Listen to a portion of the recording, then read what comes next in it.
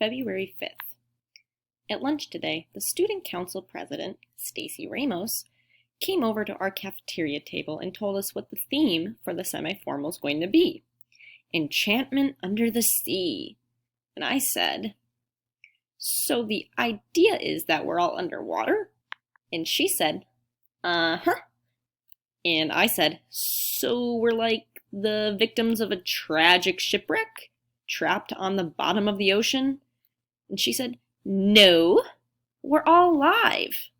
And I said, not for long if we're underwater.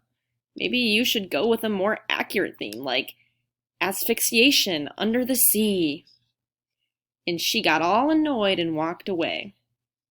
I still think asphyxiation under the sea would be an awesome theme. February 6th. Today, Chuck came up with a good idea. He and I sit near these two girls, Sarah Collins and Heather Blankenship, in art class, and we sort of joke around with them when Miss Booker isn't looking. And Chuck suggested that maybe we could each ask one of them to go to the dance. February 7th.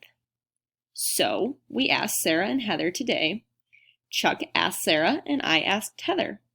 Afterward, Chuck said, well, she said she was flattered, but that she really just kind of thinks of me as a friend.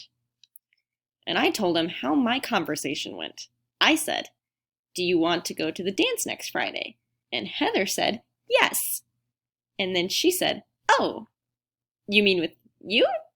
Oh, ew. No, sorry. I didn't mean to say ew. It's just that the idea of going to the dance with you makes me say that because I really would not want to do that. Ew. And Chuck said, man, that is so much worse than just no. February 8th. I don't understand the expression, a square peg in a round hole. A square peg would fit just fine in a round hole, as long as the hole was large enough.